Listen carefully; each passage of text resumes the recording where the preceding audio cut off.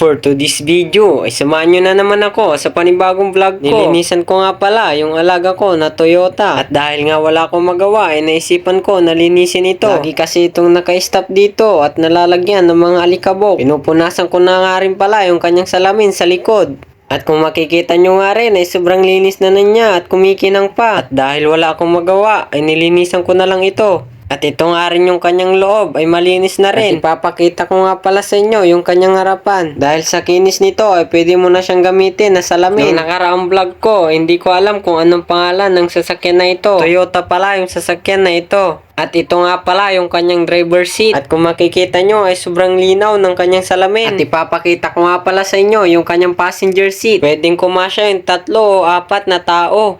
At ipapakita ko nga pala yung kabuuan ng sasakyan. Old model na nga pala itong sasakyan na ito. Pero para sa akin ay maganda pa rin itong gamitin. Nung nakaraang vlog ko ay hindi ko alam kung ano yung tawag dito. Tawag pala nila dito ay windshield. Pamprotekta pala ito sa driver kapag umuulan. At nung matapos ko nga nalinisan yung sasakyan ay nilinisan ko naman yung kanyang garahe. At hindi na ako nagsayang ng oras kaya nagsimulan na ako na magwalis. Nag timelapse na lang pala ako dito para mas mapadali ko yung mga paggawa ng mga video. Medyo natagalan din ako sa paglilinis dito. Matapos ko nga linisan dito ay sinunod ko naman doon sa gilid. Dahil marami itong nahulog na dahon mula sa kabila. Kaya hindi na ako nagdalawang isip na linisan ito. Alas 2 pa lang pero naglilinis na ako. Ganyan talaga ako kasipag kapag nagbablog.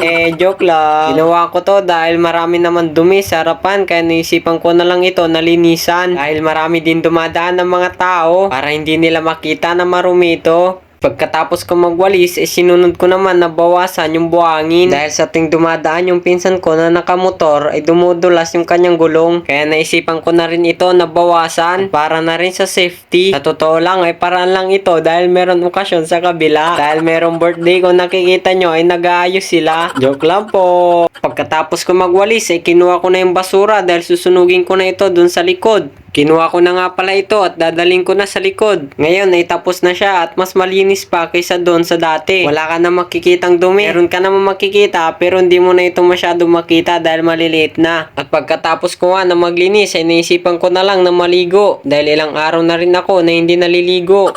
At kinuha ko na nga rin pala yung damit ko dahil nakalimutan ko na nasa labas pa ito at nakasampay pa. At ito na nga rin pala yung aking isusuot na damit at short.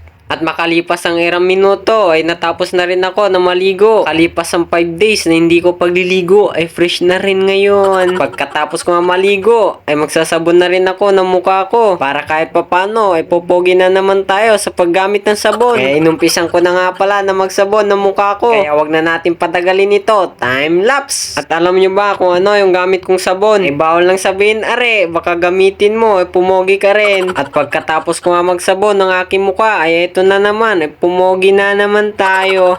At pumunta na nga rin ako sa kwarto para makapagpalit na rin ako. At eto nga, tapos na rin ako. Outfit check. At dahil sa gamit kong sabon, ay pumogi din tayo kahit unti. Diba ang kapal ng mukha? Ang experience ko pala sa pagbablog ay sobrang hirap. Pero nagtsatsaga na lang ako dahil ito yung ginusto ko. Sabi nga nila, kung gusto may paraan at kung ayaw ay may dahilan. Kaya samahan nyo lang ako sa vlog na ito. At dumating na nga rin pala yung pinsan ko, galing siya sa bayan. Dahil nagbayad siya ng kuryente at baka kami maputulan na. Nung pagdating nga niya, ay sabi niya, ay bili daw kami ng merienda. Kaya hindi na ako nagdalawang isip dahil merienda na yan. Nung papunta na nga kami ay biglang susulpot itong kotse na to. Kaya pinagbigyan ko na dahil mabait ako. At sa barangay Malacanang nga pala kami bibili ng merienda. Ang bibilin pala namin ng merienda ay pizza. At isinalang na nga ni kuya yung binili namin. Hindi yan yung 4 po yung bibilin namin kundi isa lang po yung bibilin namin. Nakita ko nga rin pala yung periyahan nila dito sa barangay Malacanang. At pagdating namin sa bahay ay binuksan ko na agad yung pizza dahil gutom na ako. Sino ba naman? Merienda na yan eh. Kaya hindi na ako nagdalawang isip at binuksan ko na ito. At siya nga pala, kung hindi ka pa nakafollow sa Facebook page natin, ay i-follow mo na ako. At sana lagi mo rin akong suportahan sa mga vlog ko. At meron nga rin akong YouTube channel ay sana i-subscribe mo na rin ako. Nabuksan ko na nga pala ay amoy pa lang ay sobrang sarap na.